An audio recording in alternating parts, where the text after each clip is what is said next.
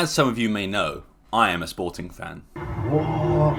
Nah, I never knew that. And a lot of you have been asking for a video on Rui Borges, and although I did touch on it when João Pereira got sacked in this video here, I thought I'd give a more in-depth version of that video. Who is Rui Borges? What is his style of play, and how will he save Sporting from, the losses and the draws of João Pereira? So let's get into this video. I'm Sam Fonseca, and this is the story of Rui Borges. Before I get into his managerial career, I feel like we should start at his playing career. So Rui Borges was actually born on July 7th, 1981, and he started out as a right winger for his hometown club, Mirandela. Although he did have a decent player career, nothing was really remarkable. I'm not a professional footballer. He's got a higher level than I ever will, but in terms of impact on the Portuguese league and the Portuguese football, he didn't have that much of an impact. The highest league Rui Borges actually played at was the Segunda Liga, now called Liga Portugal 2. But let me just give a quick overview of his playing career.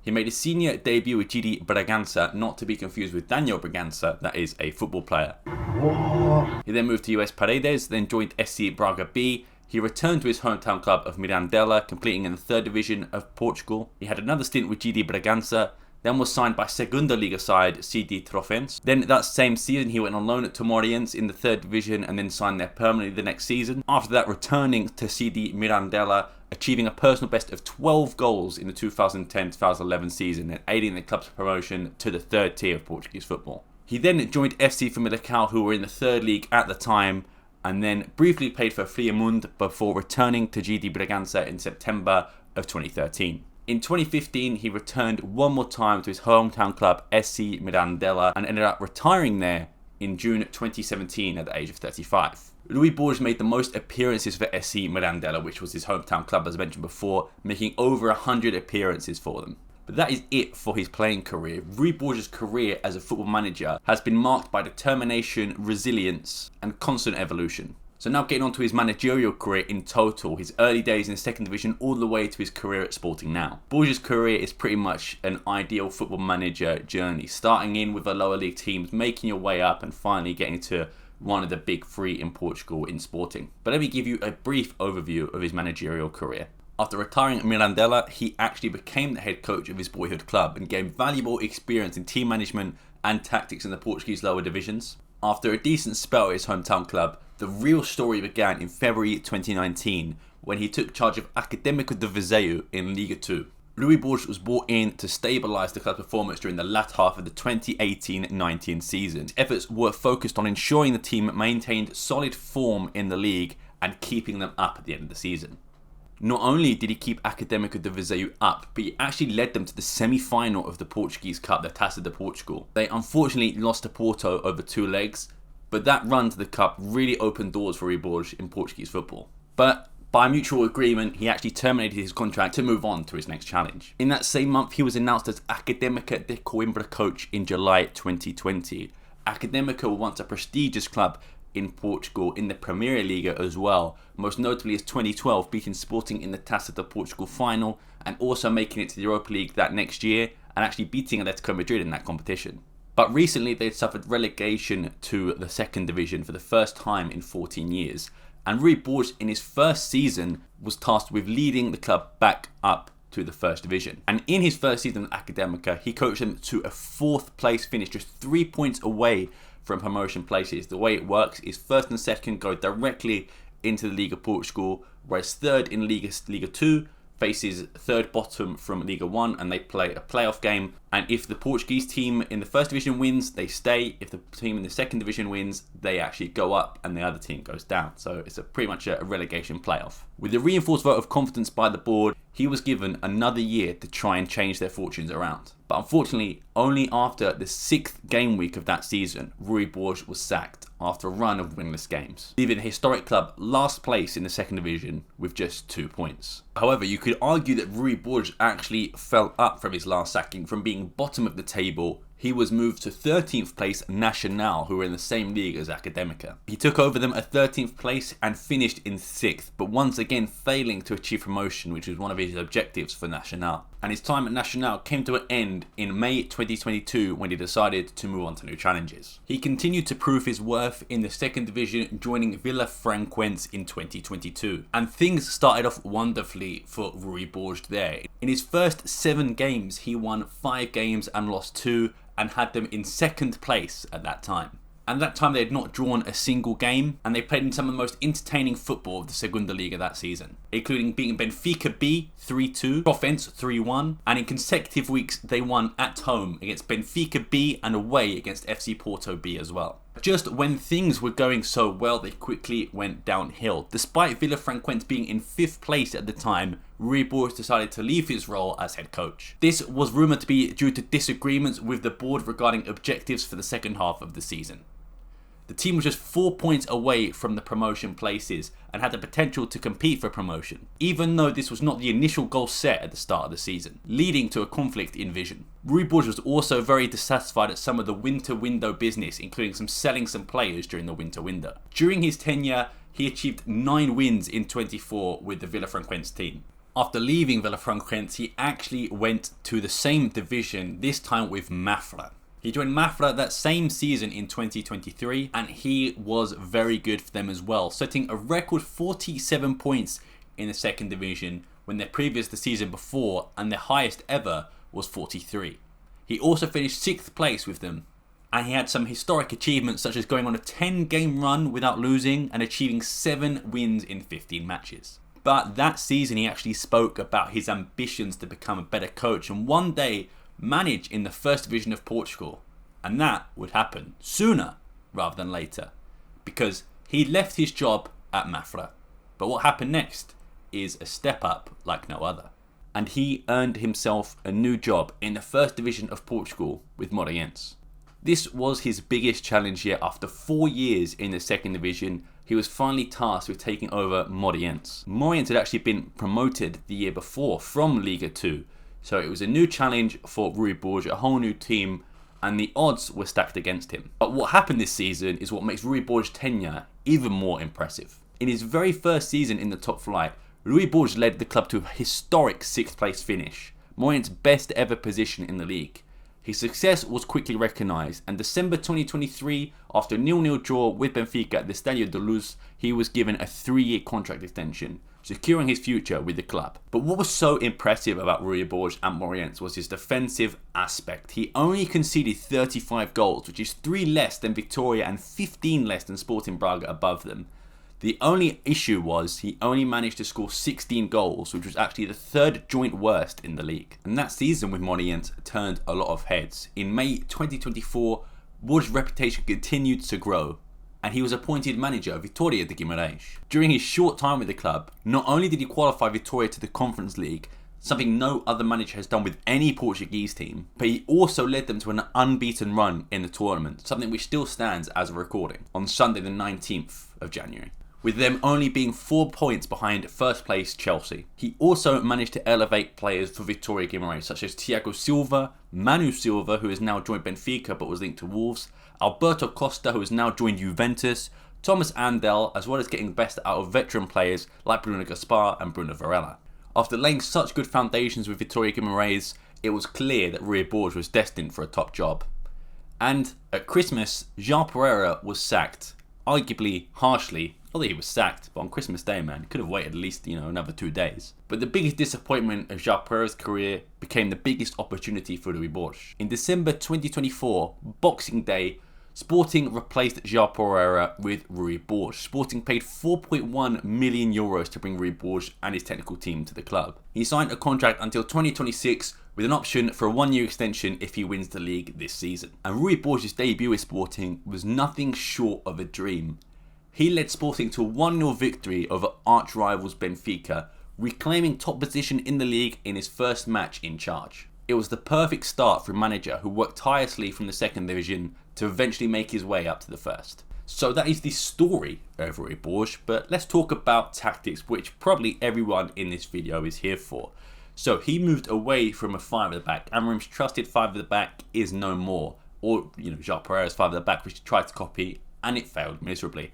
But Rui Borges plays in a 4-4-1-1 type of formation, something that is unfamiliar to most players in the team, especially the defensive aspect. When you look at Gonzalo Inacio, Ousmane Diamonde, Eduardo Quaresma, they're so used to playing in a 5-back that really a lot of them haven't played in a 4-back in their entire career. But with an injury to Gonzalo Inacio, Rui Borges has preferred the partnership of Jeremiah St. Just and Ousmane Diamonde, who both complement each other very well. St. Just being the quick, experienced defender, whereas Diamonde is a defender who excels at being aggressive, being comfortable on the ball, and also being decent in the air. When the squad is fully fit, Rui Borges has a big headache on his hands, but a good headache to have as well. Does he play Gonzalo Inacio? Does he play De Bast, Quaresma, Mateus Reis, St. Just, Diamonde? All of these guys can play at centre-back. So he's only got 2 spots to pick. Who will it be? I think it will probably most likely be Gonzalo Inacio and Ousmane Diamonde as the 2 centre-backs. But I do think St. Just has been very good in his short while with Rui Borges. So I think he will also come into the team.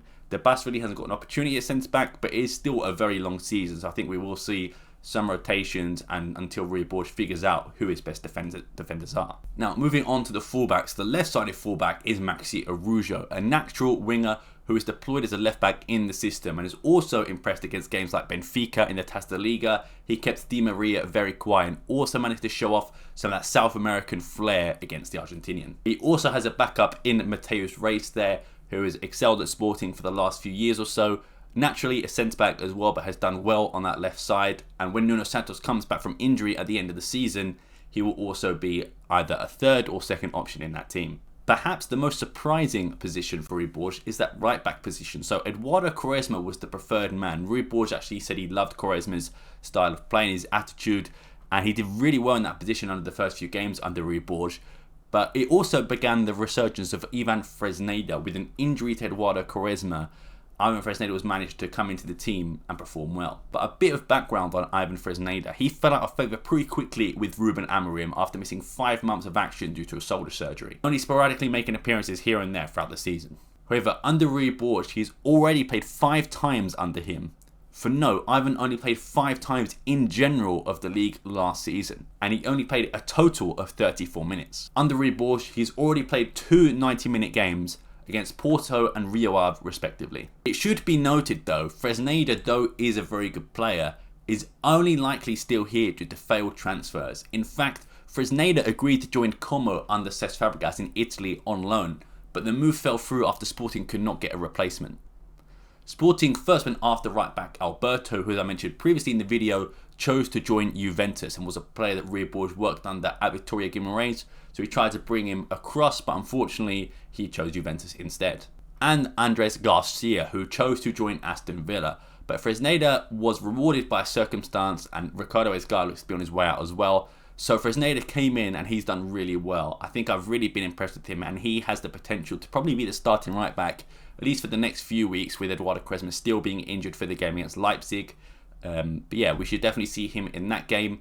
But Esgaio is an option as well. You can arguably move Jenny back one as well to be a right back, but I think Ivan Fresneda will have that starting spot locked down for the next few games. Probably the biggest issue of Rui Borges is the midfield. So obviously Morten Kjellman is the captain and the main midfielder, but his 2 usual midfield partners, Hidemasa Morita and Daniel Bragança, have both been suffering injuries for on and off about a month or 2. So João Simões, a 17-year-old, was started in games against Benfica and made substitute appearances for Morita when he was not fully fit.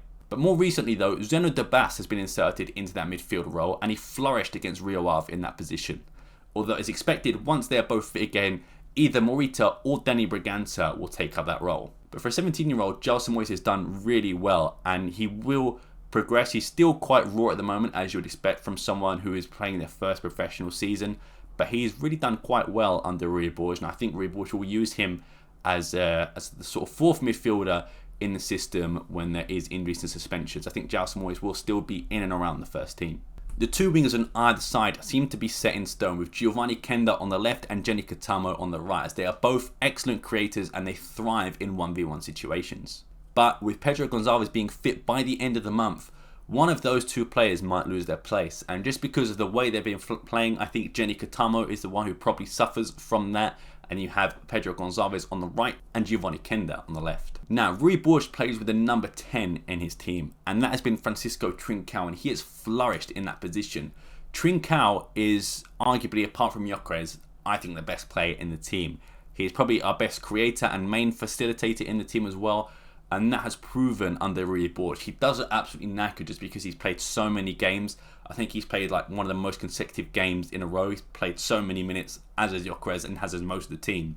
Hence why we have so many injuries this season. But for me, Trincao has been fantastic, and I think in this new role is something that's going to progress him to the next level, potentially a national team call-up. I think he's just been so good, and he really works well with Gyökeres as those sort of front two, but also connects well with Morten Hjulmand and the wingers Giovanni Kenda and Jenny Katamo. It could be noted that Pedro Gonçalves could actually play in that position, and he moved Trincao out to the right, but I think just because Trincao's performed so well in that position, for now it will be Trincao as a number 10 and then Pedro Gonçalves on the right, but there are so many options you could use in that position as well. You could go maybe a Conrad Harder off the bench to play as a number 10, to play him behind the striker, but I don't know. For now, it'll definitely be Trincao, as he has done so well. And of course, we have to mention the GOAT, Victor Gyökeres. I mean, he performs well in any team, apart from João Pereira teams, apparently. But Rui Borges has really unlocked something in him. With João Pereira, Gyökeres was so far back, and he had to come help more on the defensive side. Whereas now Gyökeres is now pushing up the pitch because Rui Borges just wants him to stay up there. And he has really impressed. Even though he sat against Rio Ave on the bench, in the last 10 minutes he came on, he scored. It just shows how dangerous Victor Gyökeres is. In fact, in the last 5 games, Victor Gyökeres has scored 6 goals under Rui Borges, including a hat-trick against his former club, Vitoria de Guimarães, and 2 goals against Porto and Benfica, respectively. And Victor has been on fire this season in general. If you look at the Champions League, he has scored 5 goals, and you might be thinking, you know, that's pretty good. But for reference, Sporting's record top goal scorer in the Champions League of all time is Liedson with 6. And this is Victor Gyökeres' first, entire season in the Champions League. He's never played in the Champions League before. His first season, he could become Sporting's leading all-time goal scorer in the Champions League. That just shows how good Victor Gyökeres has been. But as you notice, there is one position I have not mentioned, and that is sort of the Achilles heel of this Sporting team, and that is the goalkeeper position. So when Rui Borges actually inherited this Sporting team, the 2 goalkeepers were Vladan Kovacevic and Franco Israel. Franco Israel being the number 1 and Kovacevic being the backup. However, they both haven't impressed this season. They've both been a bit shaky in goal. So Rui Borges has come in, and his first order of business says, look, we need a new goalkeeper. We need an experienced shot stopper. So in came Rui Silva from Real Betis for €4 million. Playing over 100 times for Real Betis and over 120 times for Granada in the top league of Spain. He is also a Portuguese international. Despite only making 1 appearance, he has still been around the squad as the 3rd or 2nd choice goalkeeper in some major tournaments as well. Another thing Rui Borges has done, and I've spoken about it in a video before, but that is what's happening with Marcus Edwards. He has seen Marcus Edwards in training. He is not convinced that he wants to, perform, wants to learn. He apparently had a conversation with Marcus Edwards and he seemed disinterested. So Rui Borges said, look, if you're not going to be interested, you're not going to be in the team. And he was late to the team bus against Benfica as well to actually travel there. So again, he was taken out of that game completely as punishment, and it now looks like he is on the outs. He's going to be sold. Sporting are looking for 10 million for the Englishman, either that or a loan. And that is, again, Rui Borges letting everyone know that if you're not interested, if you're not buying into my philosophies, you're going to go out the door. Sort of similar to what Ruben Amorim did at his time with Sporting, with guys like Islam Slimani and a few others. But yeah, he's trying to basically say, look, if you're not going to mould to my philosophies and you're not going to do what I want you to do and you're not going to seem interested, then you don't have a place in my squad. Lastly, the thing you notice most about Rui Borges is his man management and his actual just, speaking in general. The thing that always annoyed me about João Pereira was that he was never really the one giving the instructions off the bench. He was always getting his assistant to do it because that was the rules. He didn't have the right licenses, whatever. But Rui Borges now can come out and shout at the players and tell them what to do. And in press conferences, he can go out and say what he wants about players and about other teams, and he really does protect his players. When they beat Benfica and then drew to Guimarães the next game after, he said, my players weren't the best team in the world when they beat Benfica, and they're not the worst when they drew to Vitoria Guimarães as well. And he knows that it's going to be a long transition period. He still thinks that Sporting are candidates and should be favourites for the league title, but he's been telling his players, look, we've got to take this one game at a time. We've got to try and win every single game. and he knows that this is not the final Sporting team, just due to injuries and everything, but also he's not really had time to figure out a lot of who his best players are. He's come mid-season at a time where lots of players are injured and lots of players aren't fit, so he'll be having to look and figure out who is his best players and in what position. And coming up next is his first actual game in the Champions League in history. So he'll be playing that with Sporting, or managing that rather, with Sporting against RB Leipzig. And then the following week, they face Bologna, which is the last game of the Champions League. And currently Sporting sit on 10 points in the Champions League. And they are only 3 points of qualifying as of now for the next round entirely, with 2 games remaining, as I mentioned, against RB Leipzig and Bologna. So you sort of hope they have 2 wins there. RB Leipzig are in terrible form this season. They've not got a single win or draw in the Champions League so far. And they are also away. So Sporting are away to Leipzig. And then Bologna are only 2 points above Bologna. Only 2 points all season. 2 draws and 4 losses in the Champions League. So again, you hope that Rui Borges does take the team all the way and beats those last 2 opponents to get 16 points in total in the Champions League. And that should, in theory, qualify them for the next round, if not the upper echelons of, the sort of playoff bit in the middle. But it'll be interesting to see. But that is pretty much it on Rui Borges. You've got a background of his playing career, of his managerial career, and how he attempts to rebuild Sporting and save Sporting from the depths that it was in, losing that many games and drawing that many games under João Pereira, to now beating Benfica, getting to the final of the Allianz Cup, unfortunately losing on penalties though. But, regardless, he's still put his mark in and he's done very well. Does that explain a lot about Rui Borges? Please let me know. Also, check out this video that I did last week, which was about Daniel Sousa, the unluckiest manager in the Portuguese league, and how he ruined his Portuguese managerial career in 7 games. So I've been Sam Wasega. Thank you very much for watching. I'll see you next time, man. Peace.